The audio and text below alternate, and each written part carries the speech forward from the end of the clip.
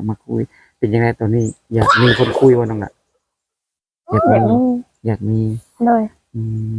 อยากมีคนทางไหนน้องละที่น้องละสนใจที่สุดในคนทางไหนน้องละทางไหนก็ได้ทางไหนก็ได้คนที่เป็นบ่มีลูกมีเมียโอ้บ่มีลูกมีเมียเลยแล้วก็ต้องการซ้ำนี่บ่ได้ว่าได้เลยกับสบายดีและสวัสดีพ่อแม่พี่น้อง FC กันเบิดสู่คนหรือว่าสิเป็น FC ทางฝั่งไทยพ่อแม่พี่น้องเอ้ยถือว่าทางฝั่งลาวเนาะต่างประเทศก็ยินดีต้อนรับเข้าสู่ช่อง YouTube บ่าวบุญจันทร์ Channel อีกแล้วพ่อแม่พี่น้องเอ้ยโดยกลับมาพบมาพ้อกันอีกคือเก่าพ่อแม่พี่น้องเปิดคลิปเปิดภาพออกมามื้อนี้ก็ซึ่งมาหาสาวโสดคือเก่าพ่อแม่พี่น้องเนาะโดยเดินทางมาทางบ้านโคกป้าวายพ่อแม่พี่น้องเอ้ยมาหาสาวโสดหลังจากที่น้องเพิ่นถ่ายทำเปิดใจลงไปได้สักพักพ่อแม่พี่น้องเนาะตอนนี้ก็มาอัปเดตเพิ่นพ่อแม่พี่น้องว่ามีคนโอ้คนลมคนคุยแล้วบ่พ่อแม่พี่น้องเลยสิเข้าไปคุยกับน้องหรือว่าสิไปสอบถามน้องอีกเทื่อนึงพ่อแม่พี่น้องเนาะว่ามีผู้บ่าวมาโอ้มาลมมาคุยหรือยังพ่อแม่พี่น้องป้าพ่อแม่พี่น้องตอนนี้ก็มาฮอดจอดถึงทางไห้ทางนาของน้องและเป็นที่เรียบร้อยพ่อแม่พี่น้องสิเข้าไปโอ้ไปลมกับน้องเพิ่นเลยพ่อแม่พี่น้องเข้าไปถามเพิ่นเนาะโดยสบายดีโดยคุณผู้จบผู้งามแล้วก็คนสวยเนาะมื้อนี้มาหาน้องเป็นเที่ยวที่2แล้วให้พี่น้องเลยเป็นยังไงน้องละเปิดใจออกไปสักพักมีคนเข้ามาโอ้มาลมระบอน้องละยังบ่มีเลยยังบ่มีเลยบ่แม่เป็นแนวไหนเนาะคือบ่มีคนเข้ามาโอ้มาดมหรือว่าน้องเลือกบ่น้องละบ่ได้เลือกตามเป็นยังไงบ้างมาเปิดใจครั้งนี้เลยปัจจุบันอายุจักปีแล้วน้องล่ะ18 ปีพอดีบ่เลยบ่มีปีมีปลายเลยเนาะเลยจ้าเปิดใจออกไปแต่ยังบ่มีเขามาโอ้มาลมยังบ่มีเลยอีหลีเนาะน้องเนาะเลยว่ามีคนแบบเขามาแล้วก็ตัวอะไรประมาณนี้มีบ่น้องบ่เคยมีเคยมีผู้บ่าวแล้วบ่น้องอ่ะเคยมีผ่านมาเคยมีแต่ผู้บ่าวในแถวบ้านโอ้ผู้บ่าวในแถวบ้านแบบเป็นยังไงแต่เลิกบ่ได้คุยแล้วบ่ได้คุยหมายถึงว่าผู้บ่าวแบบคุยแบบดิ่นกันซื่อๆบ่แม่เคยจีบกันมาประมาณนี้เลยเคยมีผู้บ่าวจักปีน้องล่ะเคยคบกันมาเพิ่นได้จักปีคือบ่ฮอดปีคุยกันดิ่นคุยกันดิ่นแบบตามภาษาบ้านๆเฮาเนาะโดยตอนนี้ทางน้องนี่มีคนเข้ามาคุยเป็นยังไงตอนนี้อยากมีคนคุยว่าน้องล่ะอยากที่สุดมีคนทางไหนน้องล่ะทางไหนก็ได้ทางไหนเป็นคนแนวใดน้องล่ะที่น้องที่จะมักได้คนที่เพิ่นบ่มีลูกมีเมียโอ้บ่มีลูกมีเมียเลยแล้วก็ต้องการซ้ำนี่บ่ได้ว่าจังได๋เลยโอ้จ้าคนบ่มีลูกมีเมียเนาะคอยเพิ่นจริงใจกับเฮาแม่นบ่เลยสเปคของน้องนี่เลือกบ่น้องอ่ะเลือกบ่น้องบ่เลือกยันว่าเลือกสเปคแบบคนที่บ่เจ้าสู้ประมาณนี้นะคิดบ่แบบนี้บ่อยากให้มีเนาะบ่อยากให้เจ้าสู้แม่นบ่อยากให้เป็นคือว่ามาเต็มร้อยหน่อยอันนี้ก็คือสิหักเนาะจังได๋ยังว่าอายุอันถ้าสิครบเนี่ยสิครบอายุคนจักเท่าไหร่น้องล่ะอายุเท่าใดก็ได้อายุเท่าไหร่ก็ได้อายุนี่บ่จำกัดแม่นบ่แม่นโอ้นึกว่าจำกัดแบบคนอายุน้อยอายุหลายประมาณนี้นะหน่อยก็ได้เนาะหลายก็ได้คุยได้เบิดโอ้ขอให้เพิ่นฮักแท้แม่ถ้าว่ามันเขามี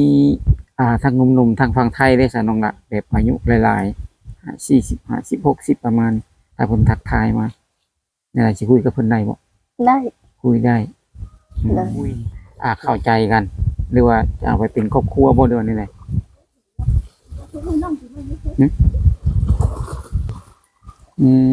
ถ้าคุยกันได้ถ้าเพิ่นฮักเพิ่นมักได้ซะน้องน่ะ เอา เอาก็สิรับเพิ่นได้บ่อายุเพิ่นหลาย ได้ รับได้เนาะ เลย บ่ดีเนาะน้องเนาะ เลย ถ้าเพิ่นมาคุยมาเข้าใจกันสิใช้เวลาโดนบ่น้องน่ะ บ่ฮู้ ใช้เวลาถึงบ่ประมาณจักเดือนน้องน่ะจังสิตกลงกันได้ ยังบ่ฮู้ ก็ยังบ่ฮู้ต้องคุยก่อนเนาะน้องเนาะแต่อาจสิบ่แน่แม่นบ่ เลย จักเทื่อเฮาคุยเข้าใจกันแม่นบ่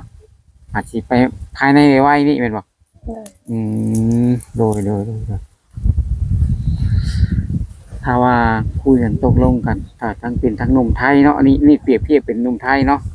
เพิ่นเป็นพ่อห้างพ่อหมายหรือว่าเพิ่นเคยมีครอบครัวมาก่อนเนี่ยจ้ะน้องละสิรับเพิ่นได้บ่ ได้ รับได้เพิ่นมีลูกติดเด้รับเพิ่นได้บ่ ได้ ได้เนาะอันนี้คือน้องเว้าเองเนาะคือรับเพิ่นได้แม่นบ่เพิ่นมีลูกติดแบบเพิ่นก็เคยมีครอบครัวมาก่อนว่าซั่นซะเนาะก็สิคุยกับเพิ่นลองเบิ่งเป็นจังได๋สิออกมาเปิดใจนี่พ่อแม่ฮู้บ่น้องล่ะฮู้บ่ ฮู้ ฮู้เพิ่นห้ามบ่น้อง บ่ บ่ห้าม เป็นจังได๋คือเพิ่นบ่ห้ามน่ะคือแนวใด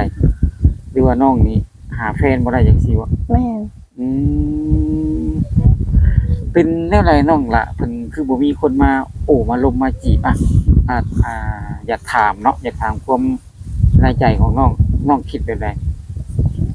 คิดแบบเองคิดแบบเรื่องฐานะอีหยังประมาณนี้น่ะคิดบ่เคยคิดบ่แบบฐานะเฮายากจนบ่คือบ่มีคนมาจีบแบบนี้น่ะน้องเคยคิดบ่แบบเคยบ่ก็คิดอยู่เนาะก็คิดอันฐานะเนาะ เลย จ้าๆยายนอนหน้าตลอดบ่น้องนี่ นอนบ้าน นอนบ้าน มีแต่แม่นอนนะ โอ้ยเจ้าเมื่อบ้าน แม่น กลางคืนว่าเมื่อน่ะ แม่น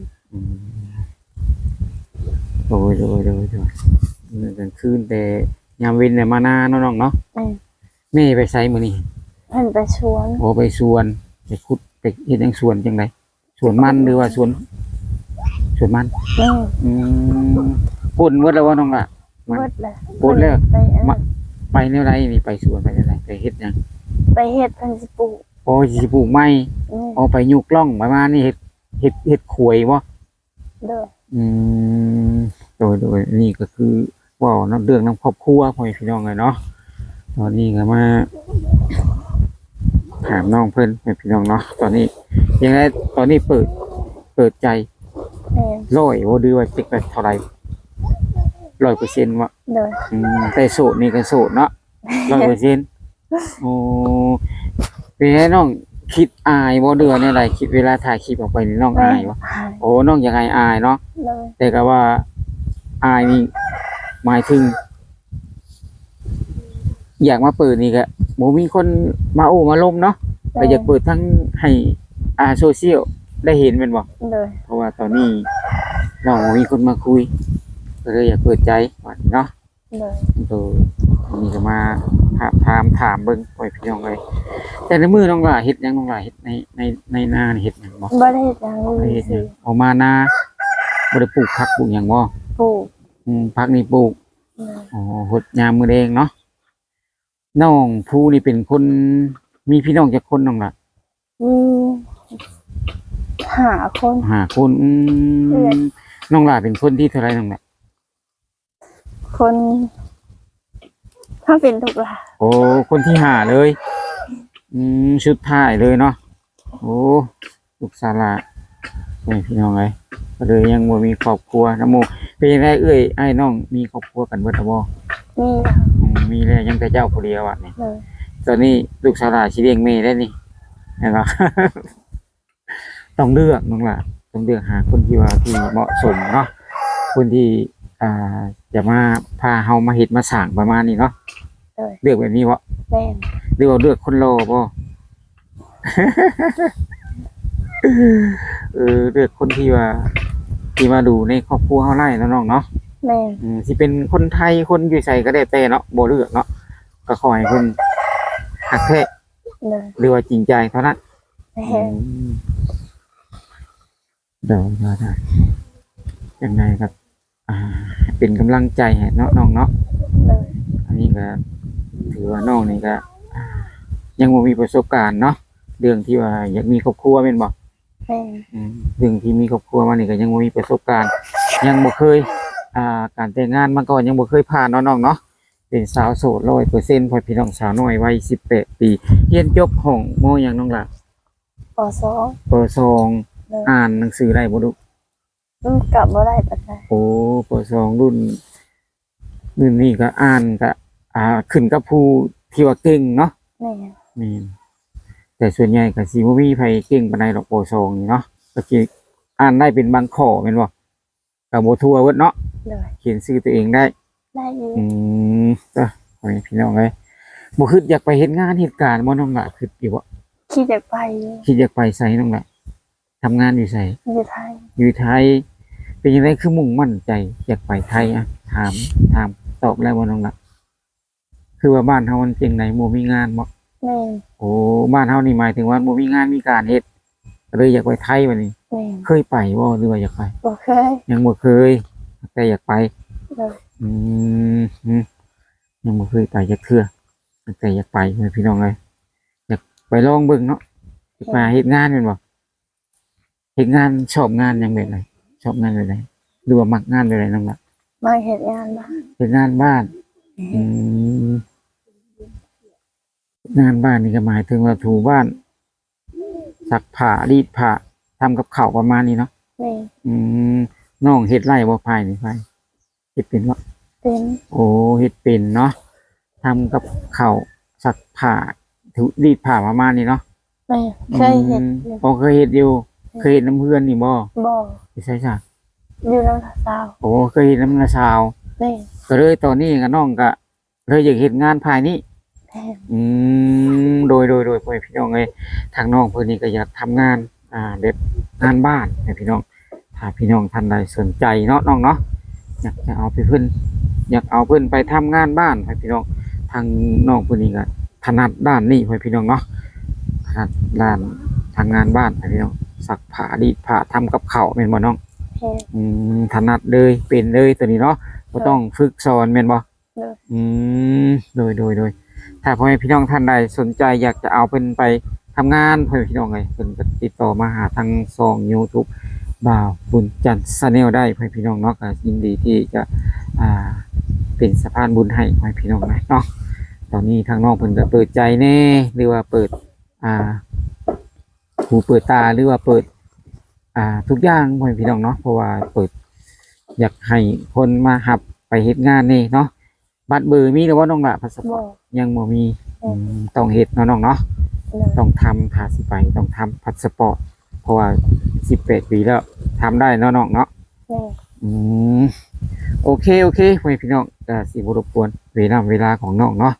ตอนนี้น้องเพิ่นก็กำลังสิไปเฮ็ดเวียกเฮ็ดงานอยู่พ่อพี่น้องเอ้ยจังไดก็สิบ่รบกวนน้องหล่าเลยเนาะโดยสวัสดีน้องหล่า สวัสดี เจ้าโอเคพ่อพี่น้องเอ้ยหลังจากที่โอ้ลมคุยกันกับน้องผู้มาแล้วเป็นที่เรียบร้อยพ่อพี่น้องเอ้ยทางน้องคนนี้ก็เปิดใจหาคนฮักที่100%พ่อพี่น้องเอ้ยถ้า FC ท่านใดพ่อพี่น้องอยากจะได้คู่ชีวิตหรือว่าอยากเอาไปเป็นสร้างเป็นครอบครัวพ่อพี่น้องเอ้ยกะสาวน้อยวัย18ปีพ่อพี่น้องตอนนี้เปิดใจหาคนคุยหรือว่าหาคนฮักแท้พ่อพี่น้องตอนนี้ทางน้องมันก็อยากมีคู่ชีวิตพ่อพี่น้องเพราะว่าครอบครัวของน้องนี่ก็ลำบากพ่อพี่น้องเนาะโดยจังใดก็เป็นกำลังใจให้เพิ่นเด้พ่อพี่น้องถ้าท่านใดสนใจอยากจะเอาไปคู่ประคองใจพ่อพี่น้องเนาะก็ติดต่อมาทางช่องบ่าวบุญจันทร์ได้พ่อพี่น้องก็ยินดีที่จะเป็นสะพานหักหรือว่าสะพานบุญให้ก็ได้พ่อพี่น้องก็ขอบบุญขอบคุณหรือว่าขอบคุณขอบใจทาง FC ที่คอยติดตามชมช่องบ่าวบุญจันทร์มาตลอดเนาะกับสำหรับคลิปนี้บุญจันทร์บ่มีหยังหลายพ่อพี่น้องก็สิได้จบไปสำนี้ก่อนพ่อพี่น้องเอ้ยคอยเจอกันในคลิปหน้าเนาะว่าผิดพลาดประการใดขอโทษขออภัยกล่าวคำว่าสบายดี